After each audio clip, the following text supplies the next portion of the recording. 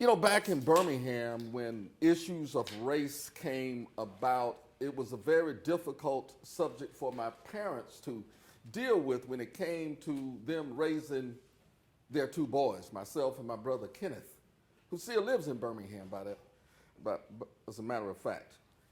My mother and dad would struggle with trying to talk to us about race, and that still is a very difficult subject today. And my mother would struggle and struggle and struggle, and eventually she would send us over next door to her mother, my maternal grandmother. We called her Nanny. And Nanny would talk to us about racial issues and the church. And she even mentioned to us that if you ever got into trouble and you needed a place to go, she recommended that we go to somebody's church. I said, well, Nanny, does that mean that I have to go to 16th Street Church, our church? She said, no, any church. I said, wait a minute now. There are white churches and black churches. And if the Bible is right, why is there a difference? And she would struggle with that because I don't think even with her infinite wisdom, she had all of the answers, but she would always conclude her counseling to us by saying, if you really want to get around this racism thing, you needed to pray, have faith, walk upright, and good education. And she would say this over and over and over again every time that we talked to her about this. And she would say, pray, have faith, walk upright, and get a good education. So we remember that. Obviously so, because I still remember it's been 50 years ago, but I still remember. Birmingham was, as you saw in the film, was the most thoroughly segregated city in the nation. It was the Johannesburg of this country. To do simple things like doing what we're doing now, having a meal, breaking bread in a racial type situation was against the law. To go to McDonald's to buy a hamburger at the front of the facility was against the law for black folks. You had to go around to the back. If you saw Selma, you saw situations where, the other one was Whitewater. Anybody see that film that was on TV One, Whitewater? You pay your money at the front of the bus, then you get off and then go in through the back. You had to sit at the back, and then as white people fill up the bus, the closer they got to you, the further you had to move back, and then if white people filled the entire bus, you had to get up and stand. I don't care how old you were. That was the rule. My mother was referred to as gal, my dad was boy. However old they got to be. One of the most terrifying experiences that my dad could have is traveling with my mother and my brother and I, and especially at night, because if he was stopped by the police, they would do a pretty good job of humiliating him. In front, they would take away his masculinity by treating him bad and maybe perhaps even touching my mom in an inappropriate way, just for him to understand who's the man and who's the boy. There was even laws against races of people playing checkers or playing chess, because as a black man, you dare not win, because you just couldn't do that. And so again, it was on the books. You could not engage in a card game or chess or checkers. Anybody have any idea what reckless eyeballing is? Anybody? Anybody? What that means is, you can just stand up. If I say, oh, you look great today. You look very nice today. I like the outfit you have on. That's reckless eyeballing. If I would even suggest that I was attracted in any way to a white female, that was reckless eyeballing. Y'all remember Emmett Till, Mississippi? That's why he dead now. Because he made a gesture, he said something, perhaps whistled. He was from Chicago. He was down in Mississippi, didn't know the rules, didn't know any better. And made some comment or something, and then that resulted in him being tortured, castrated, and then thrown in the bottom of the Mississippi River. And many of y'all know the story, that when they finally found him, his mother buried him in Chicago, but had an open casket so the entire world could see what they'd done to her son. So Jim Crow was quite apparent in Birmingham. The rules, the laws, you heard mentioned in the film The Crow's Nest, where you had to sit in the balcony to go to the movies. My parents never let us do that but one time. We begged my dad to take us to see The Shaggy Dog. You remember the story about the boy could turn himself into the dog, and they advertised it every day on the Mickey Mouse show at 5 o'clock, and my brother and I saw it every day, and we wanted to go so bad, and finally, my dad consented to take us there. And he did it reluctantly, and this went on for weeks. We begged him to take us, and finally he did. And we pulled up in front of the theater, the Melba Theater, and I jumped out of the car first and ran to the window. I'd never been there, but I'd seen people go to the window on TV. And my dad said, "No, son, you can't do that." And he escorted us around to the alley where we gave the money to somebody we couldn't even see because of the darkness. And then we found ourselves walking up some stairs that we couldn't feel. We had to trip and feel our way up the stairs because there was no lighting, and our little feet stuck to the carpet because it had never been cleaned, and God knows what we sat in. But that was the crow's nest. That's where black folks had to sit to enjoy a movie, and we never asked my dad to take us back there again because we understood then. And I think that was probably the first time that I really heard about, really knew about what racism was. Of course, we all know about the bombings that took place. There have been 20 or 30 bombings in Birmingham prior to 16th Street Church, but nobody had been killed. Dynamite Hill or Birmingham Hill was about 3 or 4 blocks from where I lived. And Arthur Shores, one of the prominent attorneys, frat brothers, that lived in a beautiful home. His house was bombed 2 or 3 times. Looked like to me every time he built it back again, he'd blow it up again. He was one of Dr. King's attorneys. And every time that house was bombed, it would shake ours. And we understood the rule. That meant to get down on the floor, away from the windows, do not move until our parents told us to. But because quite often there was another bomb that would go off with shrapnel, with nuts and bolts and screws and pieces of iron and glass and no telling what else. And that was designed to maim, hurt, kill anybody who showed up. Because typically when you hear a loud noise, you come out of your house to see what's going on. People in Birmingham knew what to do and what not to do in that regard.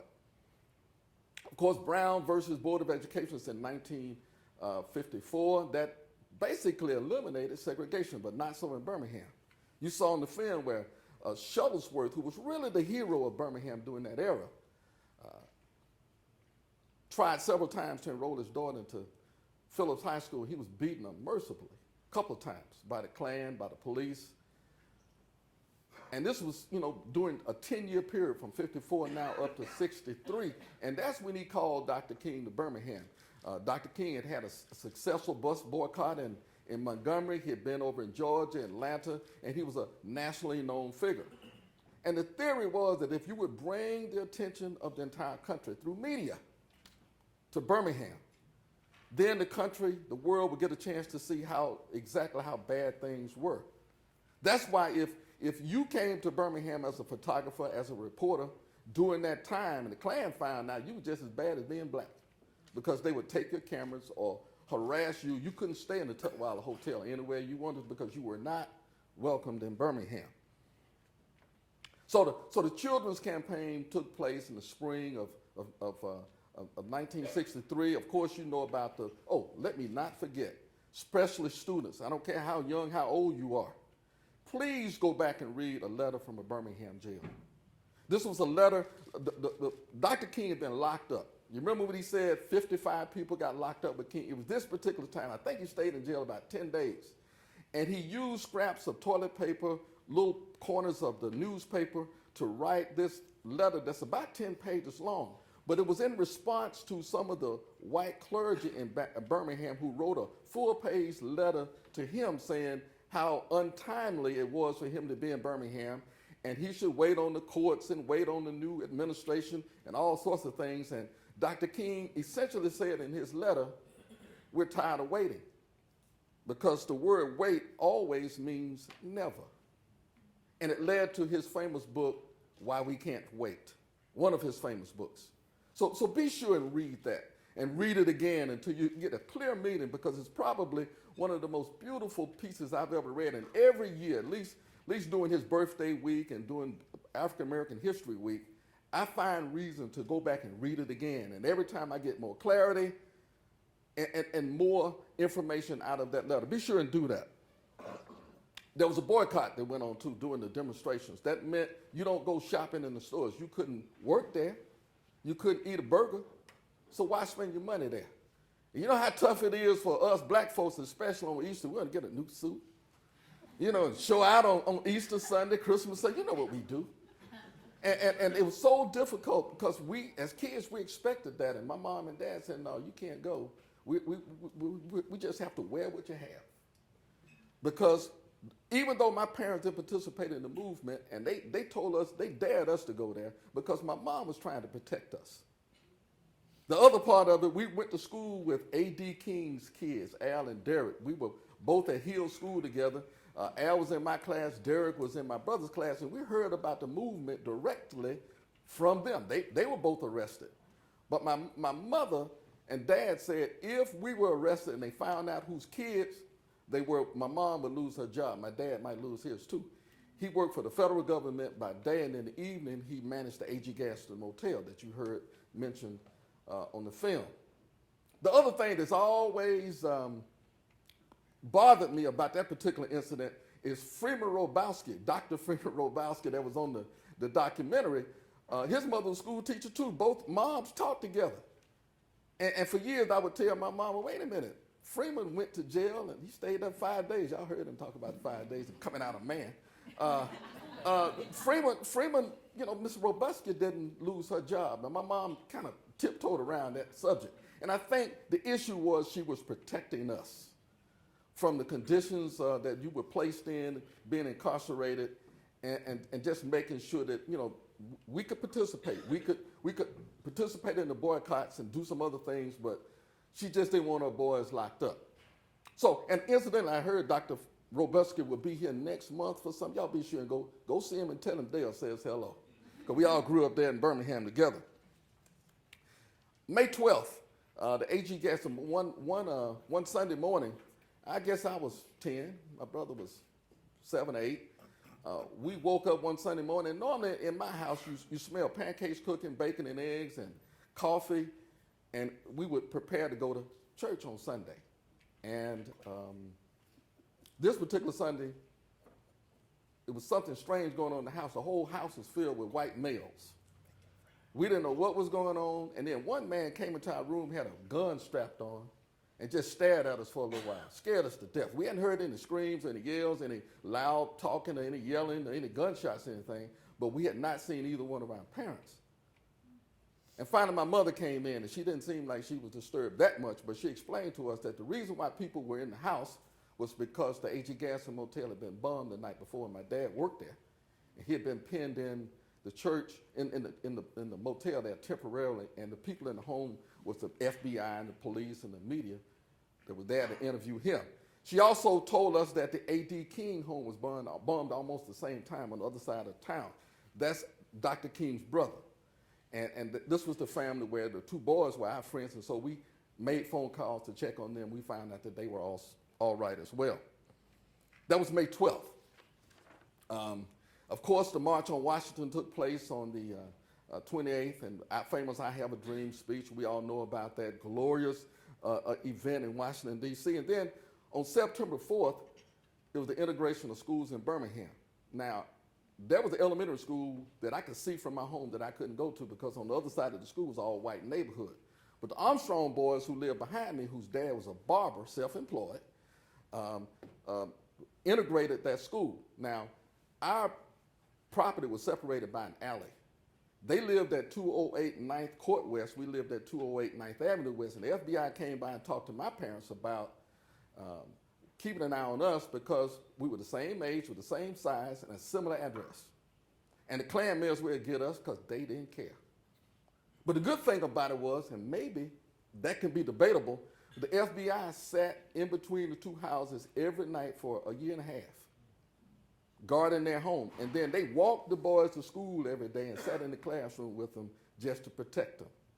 Because that's how tough things were for Dwight, Floyd, and James to go to elementary school at Graymont School. Now, if you go to Birmingham, the school's still there. They use it for something that, incidentally, my parents voted there. They paid poll taxes And every time they would go to vote, they would always take us, my brother and I.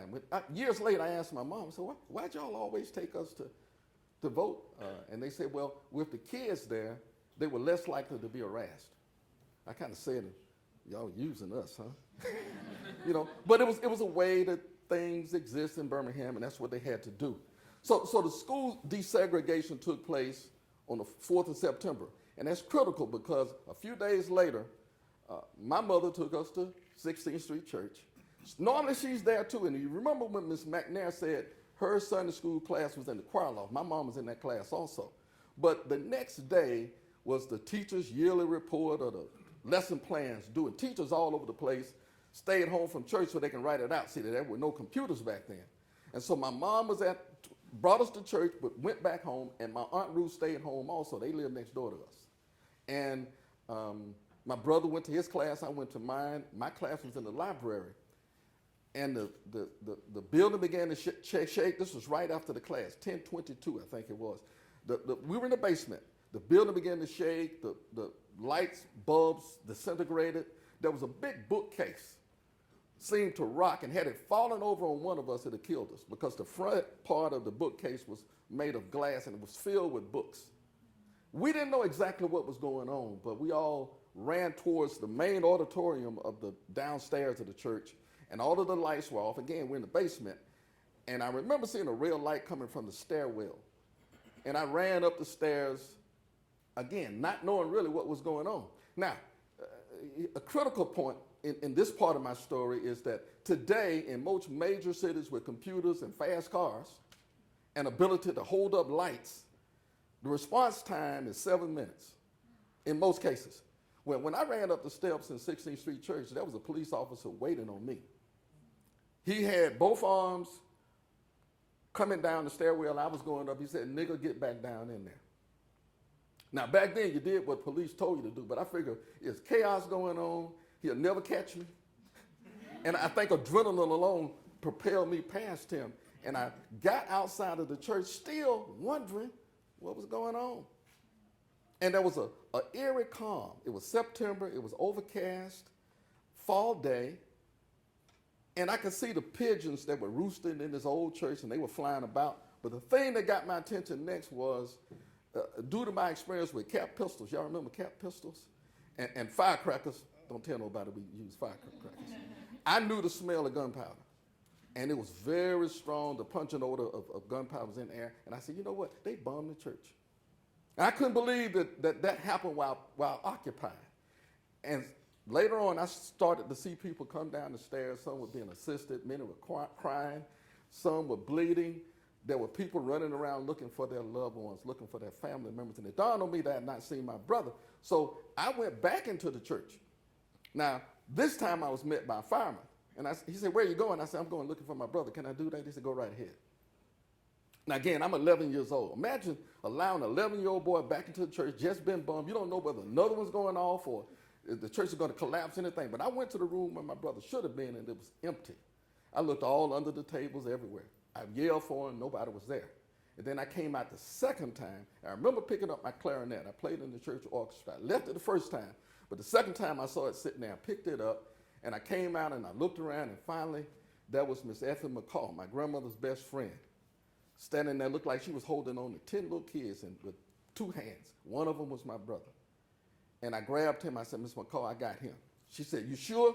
Because she felt responsible for us because we were, she was my grandmother's best friend. I said, "My dad's right up the street at work, and he'll come and get us."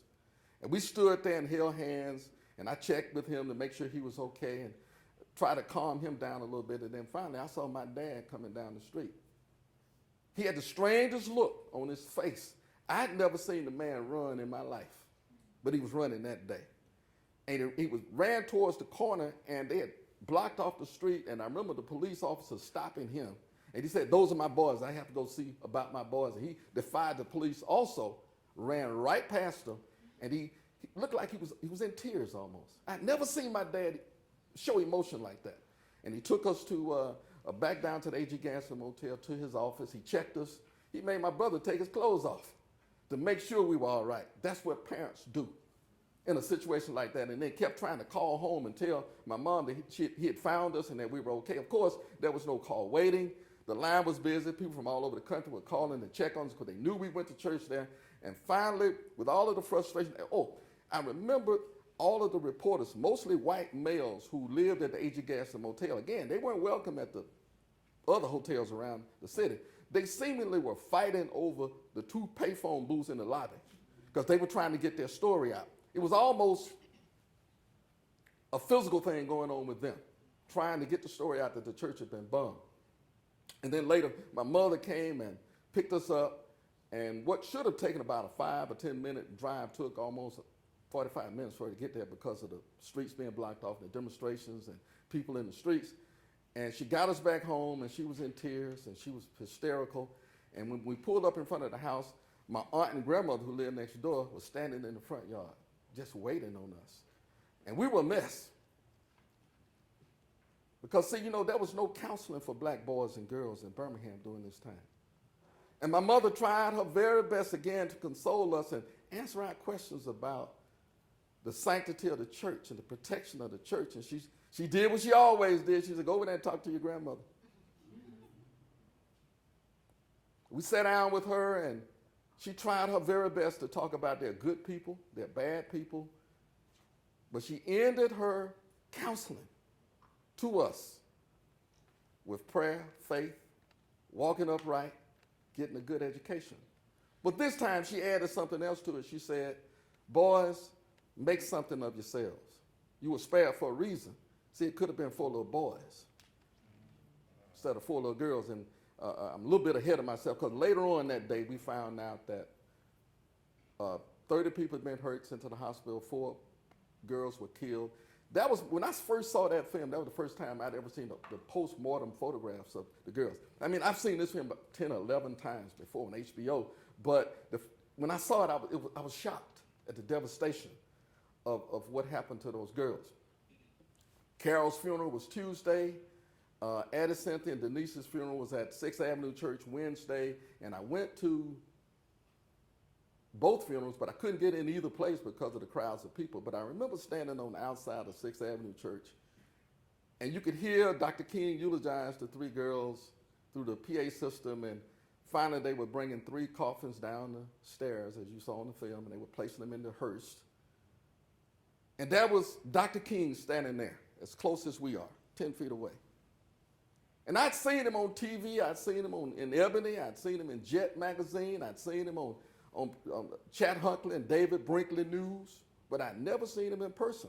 And I'd even been over to Al and Derek's house when their mother warned us to be quiet because Uncle Mel was in the room back there working on a speech or trying to rest. You don't know how much I wanted to just bust into that room just to see Dr. King, but I knew what would have happened had I done so. So I'm still here to live about it, to talk about it. So that meant I didn't do it. But I sure wanted to do it because I admired that man so, because of his bravery, his intellectual depth, and the depth of his intelligence and his way of motivating people. But there he was, right at my disposal, 10 feet away, and he had this strange look on his face. And I looked at him for a little while. It looked like he was looking right at me. And I said, and I tried to look away, and I turned around again, and there he was again. And I call that my epiphany experience, an experience that you never forget, as long as I live. And so when you combine that experience with what my grandmama talked about faith, prayer, walking upright, getting a good education, and making something of yourselves, you look at both of them together, then I knew that I had to do exactly that, to continue to have faith, to continue to be prayerful, to get a good education that led me to Texas Southern. And then while I was at TSU, I found out about Big Brothers, Big Sisters, and did the mentoring thing, and 40 years later, I still do it. Because that's my way of giving back to young people, to make sure that they have a chance to make something of themselves. There are a lot of kids out there that need to come over here and see what's going on at this university and other universities around there, your office building, your church, or there are kids out there that just need somebody to give them a helping hand and say, you can do this. And so that's been my focus, that's been my cause, that's been my ministry for the last 40 years. So I know you all are busy, and I can go on and on and on talking about Birmingham, but what I want you to do is ask me questions, but I'll tell you again, please read A Letter from a Birmingham Jail, and as you go forward in your lives, pray, have faith, walk upright, get a good education, make something of yourselves. Thank you.